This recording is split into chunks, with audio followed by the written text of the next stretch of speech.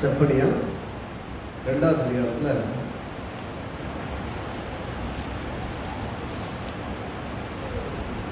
செப்பனியா 2வது அதிகாரம் 15வது வசனம்.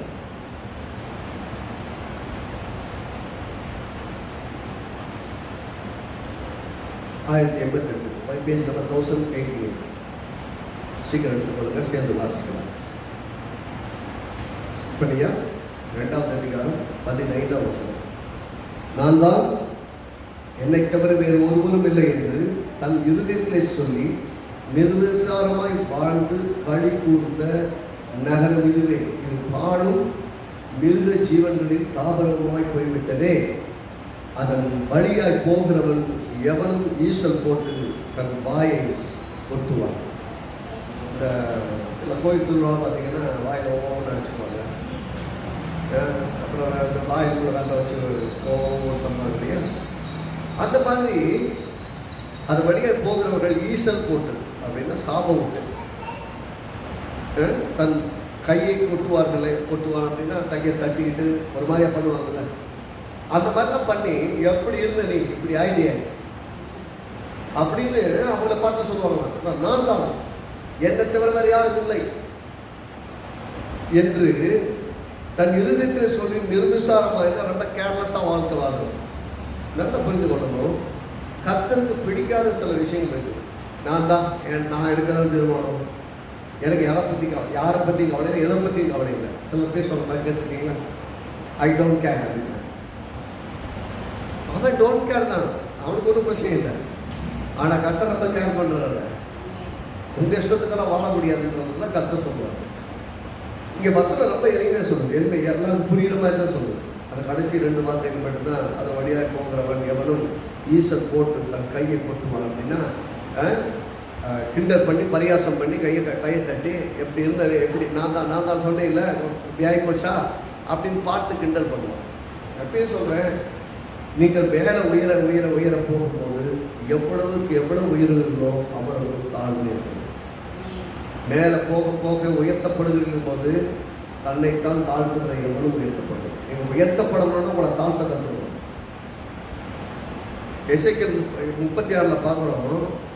நீங்கள் இருந்த இடம் பாலும் மனதரமாய் போயிடுச்சு, ஏதேன் தோட்டத்தை போல நான் மாந்து வைங்கிறாரு. ஆனால் ஏன் அப்படி ஆட்சி பிடிக்கிறது பார்க்கணும்ல, எதனால் எந்தெந்த காரணங்கள் எல்லாம் அப்படி ஆச்சுன்னு பார்த்தீங்கன்னா, அங்கே ஒரு மனிதனை போன 2 ராஜாக்களில் பார்க்குறோம். ஒரு மனிதன் அந்த வசனத்தை பார்க்கிறான். வசனத்தை பார்த்து இப்படி நாமே சாபத்தை வருவிச்சிருக்கோமே, தெரியாமே வாழ்ந்துட்டோமே அப்படின்னு நம்ம உணர்ந்த போது நெஞ்சில் அடித்து கொண்டு அழுகிறான். வஸ்திரத்தை கிழித்து கொள்கிறான். ராஜாங்கிறதே மறந்துட்டு தன் வஸ்திரங்களை கிழித்து கொண்டு தன்னை தேவனுக்கு தாழ்த்துக்கிறான். அதனால் அவர் சொல்றாரு, உன் வாழ்நாளில் அதை நீ பார்க்க மாட்டேன், அந்த மோசமான சூழ்நிலையை நீ சந்திக்க மாட்டாய், உன் வாழ்ந்த சமாதானமாக இருப்ப அப்படின்னா வாழ்நாள் முழு சமாதானமாக இருக்கணும். உண்மையான ஒரு மனதில் வந்து அற்புதம் நடக்கும். இங்கே இன்னொரு பிரச்சனை, இன்னொரு விதமான பிரச்சனை என்னன்னா, நான் தான் பெருமையாக வாழ்றது, எனக்கு மேலே யாரும் கிடையாது, நான் செய்கிறது தான். எப்பவுமே பார்த்தீங்கன்னா நமக்கு கஷ்டம் இருந்துகிட்டே இருந்தால், நெருக்கம் இருந்துகிட்டே இருந்தால் அப்போ கடவுளை தேடிக்கிட்டே இருக்கும். எல்லாரும் கடவுளை போய் எப்பயுமே தேடுறது கிடையாது. அவனுக்கு அது கஷ்டம் இருக்கும்போது போய் தேடுவான், நல்லது நடந்தால் போய் காணிக்க போடுவான், ஏதோ பண்ணிட்டு இருப்பான்.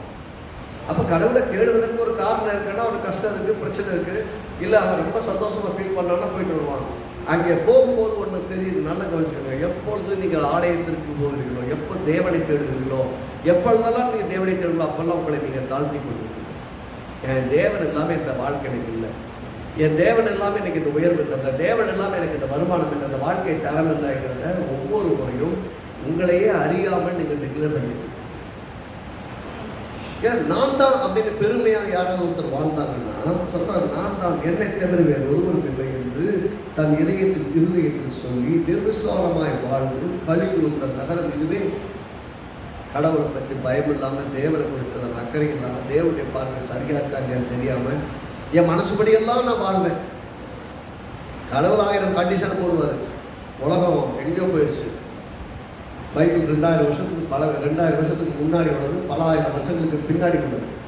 இதெல்லாம் நான் முக்கியத்துவம் கொடுத்துட்டு இருந்தேன்னா இன்னைக்கு தேவன் இவ்வளவு ஆசீர்வாதங்களை ஏன் கொண்டு வந்தார்? தேவன் இவ்வளவு வளர்ச்சி ஏன் கர்த்தர் கொண்டு வந்தார்?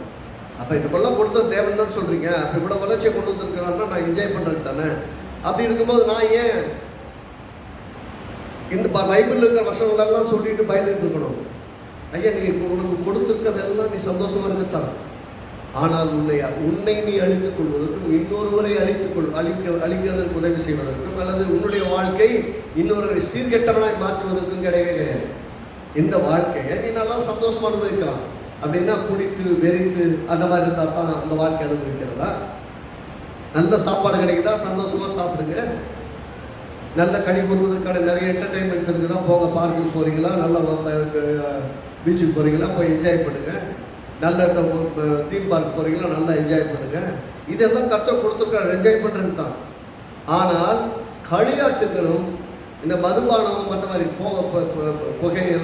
புகைப்பது, மோசமான சில அடிமைத்தனத்திற்கான பொருட்களை உபயோகப்படுத்தி இதெல்லாம் கர்த்தர் உண்டாக்கினான்னு சொன்னால் நீங்கள் நினைக்கிறீங்க எல்லாத்தையுமே கர்த்தர் கொடுத்தாரு.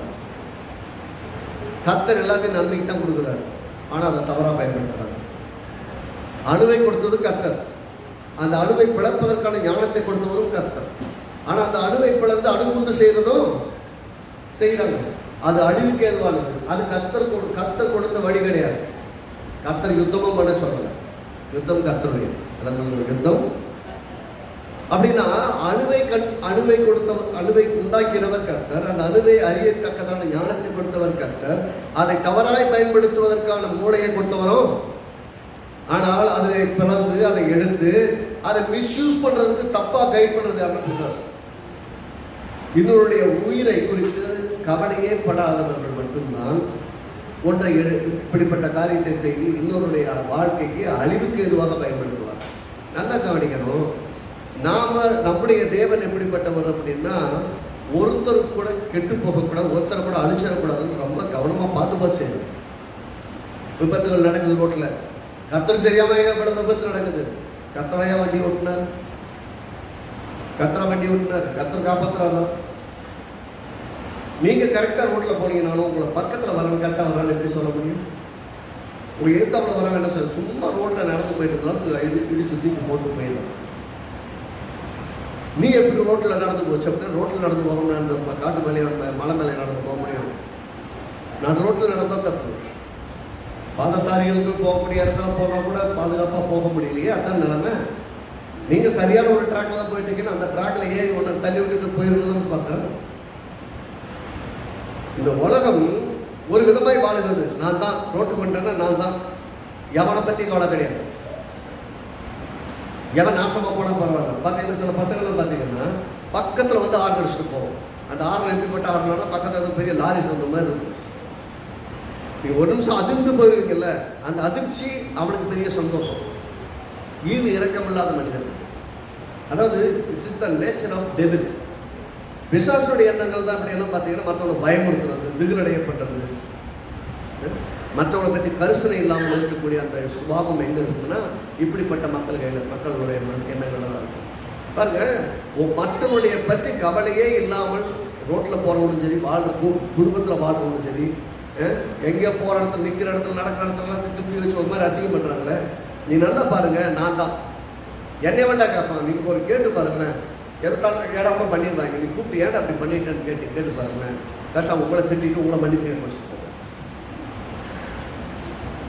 நான் தெரியாமல் உங்கள்கிட்ட கேட்டேன் பாரு, இப்போ நீ தான் கரெக்டு போ அப்படின்னு சொல்லி நியாயத்தை கேட்க போனீங்கன்னா கடைசி நீங்கள் குற்றவாளி ஆயிருந்தீங்க. அவன் பண்ணது அவனை பொறுத்த வரைக்கும் நான் பண்ணதெல்லாம் கரெக்டு, மற்றவனும் தப்பு. நான் போகிறேன், இந்த ரோடு என் ரோடு, நான் போவேன், நான் அப்படி தான் இருப்பேன். வீடு என் வீடு, நான் அப்படி தான் இருப்பேன். என்னென்ன நீ கேட்குறது எனக்கான கண்டிஷன் போட முடியாது. ஏன்னா அப்படிப்பட்ட மனநிலையில் மக்கள் வந்து அப்படியே மோசமாக போயிட்டே இருக்கிறாங்க. எப்பயுமே சொல்கிறேனே, நான் தான் ஒரு மனுஷன் கெட்டு போகணும்னா அழியணும்னா ஒன்று தான் முதல் விஷயம் என்னன்னா, நான் தான் அப்படின்னு எந்த மனுஷன் வாழ ஆரம்பிக்கிறானோ, நான் எடுக்கிறதான் தீர்மானம், நான் சொல்கிறது தான் எல்லாரும் கேட்கணும், நான் சொல்கிறது தான் முடிவு அப்படின்னு எந்த மனுஷன் பேசுகிறானோ அந்த மனுஷன் உருப்பிட்டதான் சரித்திரம் இல்லை, அந்த குடும்பம் உருப்பிட்டா சரித்திரம் இல்லை, அந்த நாடு உருப்பிட்டதான் சரித்திரம் இல்லை. அதாவது எண்ணங்களிலே நான் தான் அப்படின்னு இருக்கக்கூடிய எந்த கண்ட்ரியும் தேசமும் கூட சொல்ற பாருங்க, நான் தான், என்னை தவிர ஒருவரும் இல்லை என்று தன் இருதயத்தை சொல்லி நிர்வசாரமாய் வாழ்ந்து கழிவுள்ள நகரம் இதுவே. ஒரு பட்டணமாக இருந்தாலும் சரிதான், நாங்கள் தான்டா நாங்கள் வச்ச சட்டம் தான், நாங்கள் யாரையும் மதிக்க மாட்டோம், எதையும் மதிக்க மாட்டோம், நாங்கள் சரியாக தான் செய்வோம், எங்களை யார் கண்ட்ரோல் பண்ணுறது? நான் சொல்கிறேன், வீட்டில் இருக்க பெரியவங்களுக்கும் சரி, சின்னவங்களுக்கும் சரி, வீட்டில் இருக்க தலைவர்களுக்கும் சரி, நான் தான், என்னை தவிர இந்த வீட்டில் யாரும் கிடையாது, நான் எடுக்கிறது தான் டெசிஷன், நான் சொல்கிறது தான் எல்லாரும் கேட்கணும் அப்படின்னு ஒரு விதமான என்ன சொல்றது, அந்த அடிமைப்படுத்தக்கூடிய எண்ணத்தோடு கூட ஒருவருடைய செயல்பாடு இருந்ததுன்னா அந்த குடும்பத்தில் சந்தோஷம் இருக்காது, சமாதானம் இருக்காது. எப்படி போயிடணும், ஒரு காலத்துக்கு ரொம்ப மோசமாக போயிடும். நான் எப்படி சொல்லுவேன், வாலிப பிள்ளைகள் ஆகிற வரைக்குமே, சின்ன பசங்கள் இருக்க வரைக்கும் நான் சொல்கிறேன் கேளு அப்படின்னு சொன்னால் கேட்பாங்க. ஒரு 12 வயசு ஆகி போச்சுன்னா எதுக்கு செய்யக்கூடாதுன்னு கேள்வி கேட்பாங்க. ஒரு 15 வயசுல ஏன் கேட்கணும்னு வாங்க. 20 வயசுல நல்லா கேட்க முடியாது, நீ போ நான் பார்த்துக்கிறேன். ஒரு 30 வயசுல கேட்க ஆரம்பிச்சிங்கன்னா எனக்கெல்லாம் தெரியும், போய் உன் வேலையை பாருங்க. ஒரு 50 வயசுல போய் திரும்ப கேட்டு பாருங்க, உங்கள்கிட்ட கேட்டுருந்தா நல்லா இருந்திருக்கும். ஏன்னா அவங்க அனுபவசாலி, எனக்கு இந்த அனுபவம் இல்லை. அவங்ககிட்ட கேட்டால் எனக்கு தெரியும், எல்லாம் பார்த்துக்கொண்டு 20-25 வயசுல சொன்னவங்க 50 வயசுல அது அவங்க வாழ்க்கைப்பட்டு அவங்க குடும்பத்தை நடத்தும் போது சில காரியங்களை டெசிஷன் எடுக்க தெரியாம, ஏன்னா சொன்னப்பெல்லாம் கேட்கலையே, அறிவு சொன்னப்பெல்லாம் கேட்காதவங்க அறிவு தேவைப்படும் போது யாரைத்தான் தெரிஞ்சவங்கன்னா அறிவு சொல்றவங்களை தேடணும். அப்பயும் நான் சொல்றது தான் அப்படின்னு நடந்தாங்கன்னா அவன் குடும்பம் கெட்டு போயிடும். எப்பயுமே பாருங்க, நாம வளரும்போது, நாம வாழ்ந்து வரும்போது, வளரும்போது மற்றவங்க சொல்றதை கேட்கக்கூடாதுன்னு இருந்தோம்னா, நாம வளர்ந்து வந்ததுக்கு அப்புறம் நாம பிள்ளைங்க, நம்ம பொண்ணு இருக்கவங்க நம்ம சொன்னதை கேட்கணும்னு எதிர்பார்க்க முடியாது. நீங்கள் தாழ்மையாய் வாழ்ந்து உங்கள் பிள்ளைகளுக்கும் தாழ்மையை கற்றுக் கொடுத்தால் அந்த பிள்ளைகள் தாழ்மையா இருக்க கற்றுக்கொள்வாங்க. எந்த வீட்டில் உண்மையான அர்ப்பணிப்போடு தாழ்மையோடு இருக்காங்களோ அந்த வீடு தான் சக்சஸ்ஃபுல்லாக இருக்கும். நீ என்ன சொல்றது, நான் என்ன கேட்குறேன்னு எந்த பிள்ளை பேச ஆரம்பிச்சாலும் நீ கவனிச்சுக்கங்க, அந்த பிள்ளையோட முடிவை நீங்க வச்சுப்பாங்க. என்னை யாரும் கேட்க வேண்டியதில்லை, நான் போகிற வழியில் போவேன்னு சொன்னால் கெட்டு குட்டிச்சவரப்போ எங்கேயோ போய் மாட்டிட்டு இருப்பாங்க. ஒன்று லைஃப் அனுப்பிச்சுக்குவாங்க, இல்லை இப்போ யாரும் தண்டனை குற்றவாளியாக மாறிடும். எந்த பிள்ளை வீட்டில் நான் சொல்கிறத கேட்க மாட்டேன், நான் தான் நான் அதான் எந்த ஒரு பிள்ளை நீங்கள் சொல்கிறது எதையும் நான் கேட்க மாட்டேன், நான் இஷ்டப்படி தான் வாழ்வேன், என்னை யாரும் கேள்வி கேட்க முடியும், என்னை கேட்கறது யாரும் உரிமை இல்லை அப்படின்னு பேச ஆரம்பிச்சதுன்னா அந்த பிள்ளை தான் கெட்டு போகிறதுக்கு, தான் மூலமாக அநேகர் கெட்டு போகிறதுக்கு, அநேகருடைய வாழ்க்கையை கெட்டு போகிறதுக்கு ரெடி ஆகிட்டு இருக்குன்னு அர்த்தம்.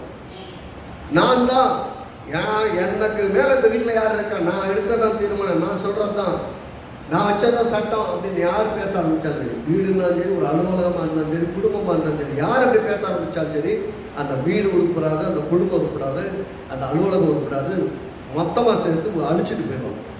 அந்த மாதிரி ஆட்கள் வீட்டில் இருந்தாலும் கஷ்டம், ஒரு வேலை ஸ்தலத்தில் இருந்தாலும் கஷ்டம், ஒரு குடும்பத்தில் இருந்தாலும் கஷ்டம். எனக்கு சொல்றாரு, நான் தான் இருந்த நகரம் எப்படி ஆகி போச்சா, இது பாடும் மிருக ஜீவன்களின் தார்மபர்மமாய் போய்விட்டது. நான் சொல்றேன், யார் ஒருவர் நான் எடுக்கிறதா தீர்மானம், நான் தான் என் இஷ்டத்துக்கு தான் செய்வேன், என்னை யாரும் கேட்கக்கூடாது, என்னை யாரும் கண்ட்ரோல் பண்ணக்கூடாது, என் பேச்சுக்கு யாரும் வரக்கூடாது, நான் செய்ய விரும்புகிறேன் தான் செய்வேன் அப்படின்னு சொல்லி அராஜகமாக பெரிய விஷயம், நான் தான் பெரிய ஆள் அப்படி இந்த மாதிரி வாழ ஆரம்பிச்சாங்களோ, அது பசங்களாக இருந்தாலும் சரி, பெரியவங்களாக இருந்தாங்க.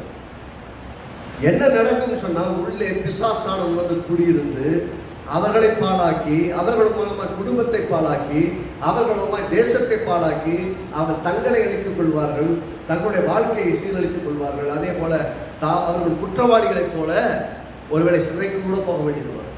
அப்படின்னா தான் வாழ்க்கை நல்லா இருக்கணும்னா தன்னைத்தான் தாழ்த்துகிற எவனும் உயர்த்தப்படுவான். என்னை தாழ்த்த மாட்டேன், நான் பெருமையாக தான் இருப்பேன்னா சொல்லுங்க, இது அந்த வசனத்தில் இருக்குங்க, நான் தான் என்னை தவிர வேறொருவரும் இல்லை என்று தம் இருதயத்தில் சொல்லி நிர்விசாரமாய் வாழ்ந்து கதிகொண்ட நகரம் இதுவே, இது பாடும் மிருக ஜீவன்களின் தாழ்வாய் போய்விட்டதே, எப்படி கெட்டு போச்சேங்கிறார். உங்கள் வாழ்க்கை கெட்டு போகக்கூடாது, உங்க வாழ்க்கை ஒரு மிருக ஜீவன்கள் தங்கி இருக்கிற கூடாரத்தை போல இருக்கக்கூடாது. பாருங்க, குடித்து வெறித்து மோசமான வாழ்க்கை வாழ்றவங்க என்ன இருக்கும், மிருகத்தனமான எண்ணங்கள் தான் இருக்கும், மிருகத்தனமான செயல்கள் தான் இருக்கும். அவங்ககிட்ட உண்மையான அன்பு இருக்காது. உண்மையான அன்பு இருந்தால் நேசிச்சிருப்பாங்க குடும்பத்தை. நான் சொல்றது தான், நான் செய்யறது தான், என்னை யாரும் கேள்வி கேட்பா, என்னை யாரும் கேட்க முடியாது, நான் இஷ்டப்படி தான் வாழ்வேன், நான் இஷ்டப்படி தான் செய்வேன் அப்படின்னு இருந்தாங்கன்னா கொஞ்ச நாளுக்கு அப்புறம் நீங்கள் வாழ்கிற வாழ்க்கை நிலைமை, உங்கள் வாழ்க்கை எவ்வளோ மோசமாகி போயிருக்கும்னா பார்க்குறவங்களெல்லாம் பரியாசம் பண்ணி கிண்டல் பண்ணி கையை தட்டி சிரிக்கிற அளவுக்கு உங்க மோசமான வாழ்க்கை போகும். என்னைக்கு நம்ம ஜாக்கிரதையா இருக்க வேண்டிய காலத்துல நான் சொல்றதெல்லாம் கேட்க மாட்டேன் அப்படின்னு போயிட்டோமோ, நம்ம வாழ்க்கை எல்லாரும் பார்த்து சிரிக்கிற அளவுக்கு போறதுக்கு சில சமயம் நாமளே காரணம். இன்றைக்கு எல்லாருக்கும் சுதந்திரம். எது கர்த்தருடைய பார்வையில் சரியோ அதை செய்வதற்கு உங்களை தாழ்த்துங்கள். உண்மையாய் அர்ப்பணிங்கள். நான் தான், எனக்கு மேல யாரும் கிடையாது, நான் எடுக்கிற தீர்மானம்னா மறக்காதீங்க, உங்களுக்கு மேல தேவன் இருக்கிறார். வேதத்தை எழுதி உங்களை கையில கொடுத்திருக்கிறார். தேவனை கனம் பண்ணுங்கள், கர்த்தருடைய வார்த்தைக்கு கீழ்ப்படியுங்கள். அப்பொழுது கர்த்தர் உங்களை உயர்த்துவார். ஏற்ற வேலையில் உங்களை உயர்த்தும்படி அவருடைய பலத்தை கைக்குள்ள அடங்கி இருக்க கற்றுக்கொள்ளுங்கள். ஒருவேளை நீங்கள் மிக ஞானம் உள்ளவர்களாய், திறமைசாலிகளாய், எதையும் செய்ய வல்லவர்களாய் கூட இன்னைக்கு இருக்கலாம். ஆனால் இந்த ஞானத்தை கொடுத்தவரை மறவாதிருங்கள், இந்த கிருபையை கொடுத்தவரை மறவாதிருங்கள், இந்த திறமைகளை எல்லாம் உங்களுக்கு கொடுத்தவரை மறக்காதீங்க. நான் தான் சொல்லாதீங்க, என்னை பலப்படுத்துகிற கிறிஸ்து என்னோட கர்த்தராலே இயேசுவாலே நான் இதை செய்துட்டு இருக்கிறேன் அப்படின்னு என்னைக்கு நீங்க சொல்றீங்களோ அன்னைக்கு தேவனை கனப்படுத்துகிறேன். நான் தான்ங்கிறத பேசுறது நிப்பாட்டுங்க. என் தேவனான்னு பேச ஆரம்பிங்க. என் திறமைன்னு பேசாதீங்க, கர்த்தர் கொடுத்த கிருபையும் பேச ஆரம்பிங்க. என்னுடைய பலத்தினால் இதை செய்கிறேன்னு சொல்லாதீங்க, என்னை பலப்படுத்துகிற கிறிஸ்துவினால்னு சொல்ல ஆரம்பிங்க. அப்படி நீங்க எப்போ சொல்ல ஆரம்பிக்கிறீங்களோ அப்பொழுது நீங்கள் உயர ஆரம்பிக்கிறீங்க. நீங்கள் உயர வேண்டும், வாழ்க்கை தரம் மேம்பட வேண்டும், நல்ல ஸ்தானத்தை பெற வேண்டும்.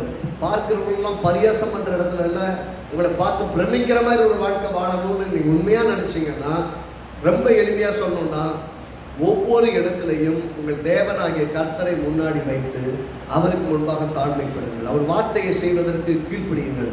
அவருடைய வார்த்தைக்கு உங்களை அர்ப்பணியுங்கள். அப்பொழுது நீங்கள் உயர்த்தப்படுவீங்க. நீங்க உயரணும்னா ரொம்ப கஷ்டப்பட வேண்டிய கிடையாது, தாழ்மையா இருந்தா போதும், உயர்ந்துருவீங்க. தாழ்மையில உனக்கு கர்த்தர் கிருபை அளிக்கிறார். தாழ்மை இல்லாதவனுக்கு பார்த்தீங்கன்னா அவனவனே அழிச்சுக்குவாங்க, தங்களே கட்டுவாங்க. அந்த மாதிரி இது வந்து ஒரு பட்டணத்தை கம்பேர் பண்ணி சொல்லுது. ஆனால் நம்மளுடைய வாழ்க்கையோட ஒப்பிட்டு பாருங்க, பட்டணமும் வேற இடமும் கிடையாது. நம்மளாம் சேர்ந்தது தான் ஒரு பட்டணம் இல்லையா? நாமெல்லாம் இருந்தால் தான் அது பட்டணமே. நாம இல்லைன்னா பாலும் வனாந்தரமும் ஒருத்தர் வாழ முடியாத இடமா மாறிடும். நான் சொல்றேன், என்னைக்கு எளிமை எப்படி புரிந்து கொள்ளும்?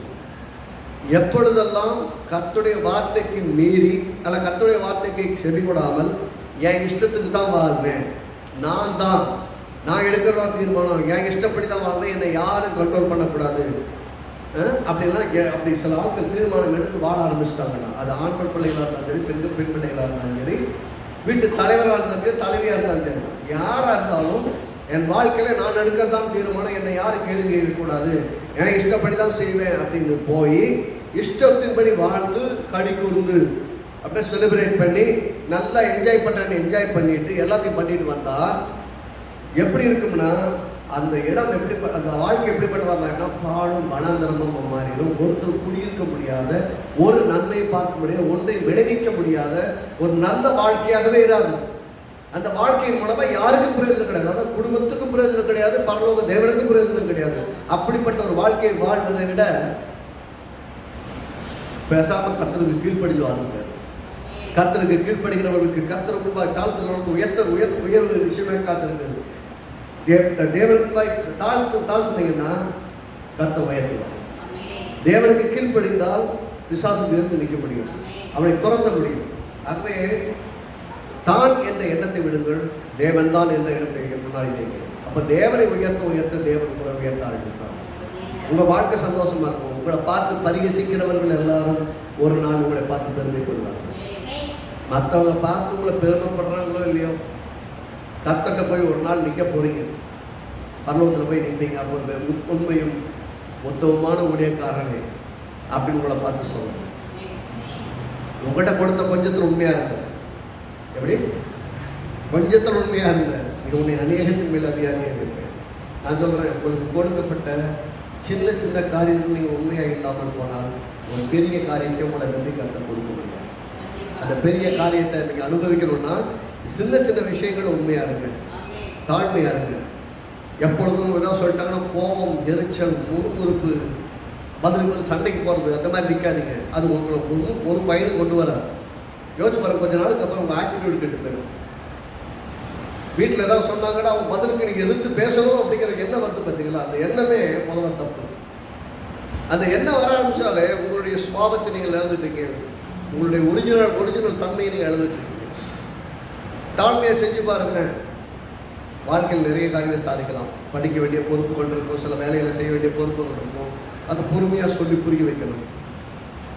வீட்டில் பெரியவங்களாக இருந்தாலும் கூட பிள்ளைகளுக்கு எப்போ பார்த்தாலும் வேலை கொடுக்குறான்னு அவங்க டென்ஷனாக வாங்கி, அதே நேரத்தில் அந்த பசங்களுக்கும் பார்த்தீங்கன்னா சொல்லவும் தெரியாது. அதை பொறுமையாக வாங்க, நான் படிக்கணும், நிறைய மார்க் எடுக்கணும், இந்த மாதிரி இருக்குது, அப்போ எனக்கு இந்த மாதிரி டைமில் எனக்கு வேலை கொடுக்காம இந்த மாதிரி எனக்கு சொல்லிட்டு உட்காந்து படிக்கிற பிள்ளைகளாக இருந்ததுன்னா அந்த பிள்ளைகளை டிஸ்டர்ப் பண்ணாமல் இருக்கலாம். தன்னால் முடியாத பெற்றோர்கள் என்ன செய்வாங்க, பிள்ளைகளை தான் சார்ந்து வேண்டியது. என்னால் முடியலமா செய்ய, என்னால் முடியலப்பா அதை கொஞ்சம் வாங்கிக்கலாம் அப்படின்னு சொன்னால் பிள்ளைகிட்ட உதவி கேட்குறாங்க. அந்த உதவி வந்து தன்னால் இயலாததுனால சொல்கிறாங்க. முடிஞ்சிச்சுன்னா செஞ்சுட்டு இருக்க போகிறாங்க, வாழ்நாள் ஃபுல்லாக செஞ்சு கொடுக்க போகிறாங்க. உங்களையும் உங்கள் பிள்ளைகளையும் தலைவர்கள் கூட பார்த்துக்க போகிறாங்க பலன் இருக்க வரைக்கும். முடியலன்னு சொல்லும்போது உதவி கேட்கும்போது அந்த உதவி கேட்கிற இடத்துல அவங்க இருக்காங்களேங்கும் போது அவங்க உதவி செய்வது தான் நல்லது. நான் செய்ய மாட்டேன் அப்படின்னு நான் பெருமையாக நான் அப்படி பண்ணுவேன் எப்படி பண்ணுவேன்னு சொல்லிட்டு நான் இப்போ போவாங்க பாருங்க. அந்த நேரத்தில் கோபமாக திட்டிட்டு சண்டை போட்டு போய் படிக்க போவாங்க. மூளையில் மண்டையில் ஏறவே இல்லை. ஏன்னா சமாதானம் கெட்டு போச்சுன்னா படிக்கிறது மூளைக்கு போய் சேராது. அப்போ சமாதானமாக இருதையும் சமாதானமாக இருக்கணும்னா நம்ம அமைதியாக இருக்கணும். நான் தாங்கிற ஆணவத்தோடு இருக்கக்கூடாது. நான் சொல்கிறேன், நீங்கள் வாழ்க்கையில் படிப்பில் ஸ்தானத்தில் ஃபர்ஸ்ட் நம்பர் 1 கூட இருக்கு, ரேங்க் நம்பர் 1 அப்படி கூட இருங்க, ஒன்றும் பிரச்சனை இல்லை. ஒரு பெரிய அலுவலகத்தில் பெரிய பதவியில் கூட இருங்க, அது பிரச்சனை இல்லை. நீங்கள் ஒரு பெரிய அலுவலகத்துக்கு அதிகாரியாக இருந்தாலும் வீட்டுக்கு வந்தால் நீங்கள் பிள்ளை. அதான் உலகத்தை பழமொழி சொல்லுங்க, டெல்லிக்கு ராஜாவானு பெற்றவங்களுக்கு பிள்ளை தான் இருக்கும். பெரிய ராஜாங்கிறது முக்கியம் இல்லை, ஆனால் எங்கே போனாலும் பெற்றவங்களுக்கு பிள்ளைங்க, கூட பிறந்தவங்களுக்கு சகோதர சகோதரிகள், பெரியவங்க இருப்பாங்க, சின்னவங்க இருப்பாங்க. ஆனாலும் வீட்டுக்கு வந்துட்டு வாங்க சார், எப்படி சார் இருக்கீங்க, எப்படி மேடம் இருக்கீங்கலாம் கேட்க மாட்டாங்க. வாடா எப்படி இருக்காங்க கேட்பாங்க. ஏன்னா அது குடும்பம், அங்கேயும் மரியாதையெல்லாம் எதிர்பார்க்க முடியாது. அங்கே போனீங்கன்னா வேலைக்கு போனீங்கன்னா ஊரே சலாம் வைக்கும், ஊரே கதவை திறந்து எல்லாம் பண்ணுவாங்க. வீட்டில் கூட கதவை திறந்து உள்ள காருக்குள்ள உட்கார்றதுக்கு போகிறதுக்கெல்லாம் ஹெல்ப் பண்ண மாட்டாங்க. அப்படா நான் எப்படி அவளை பொறுத்த வரைக்கும் நீ உரிமையுள்ள ஆள், இந்த வீட்டில் ஒரு பிள்ளை, எனக்கு உங்களுக்குள்ள உரிமை இருக்குன்னு பார்ப்பாங்க, அதுக்கு மக்களும் மாதிரி பார்க்க மாட்டாங்க. வித்தியாசம் சொல்லுவாங்க. நீங்கள் வாழ்க்கை தரத்தில் ஒரு ஸ்கூல்லையோ வேறு எங்கே இருந்தாலும் படிக்கிற இடத்துல எங்கே வேணால் நம்பர் 1 பிளேஸ் இருந்து பாருங்கள், எவ்வளோ பெரிய ஆளாக கூட இருந்து பாருங்கள். ஆனால் ஒன்று மறக்கக்கூடாது, எவ்வளோ உயரத்தில் போனாலும் நம்முடைய தேவன் நம்மை அந்த இடத்துல கொண்டு போயிருக்காங்க. அப்போ நம்மளை உயர்த்தினவரை தான் உயர்த்தி பார்க்கணுமே ஒழிய நம்மளை உயர்த்தக்கூடாது. ஒவ்வொரு முறை உயரும் போதெல்லாம் ஒன்று மட்டும் சொல்லணும், ஆண்டவர் எனக்கு கிருபை கொடுத்து மட்டும் கொண்டு வந்து சொல்கிறேன், இன்னும் தாழ்மையாக இருக்க கற்றுக் கொடுங்க. என் உள்ளத்தில் மாற்றி தெரியாமல் கூட பெருமை வந்துடக்கூடாது. ஏன்னா பெருமை உள்ளவனுக்கு தேவன் எதிர்த்து இருக்கிறார்.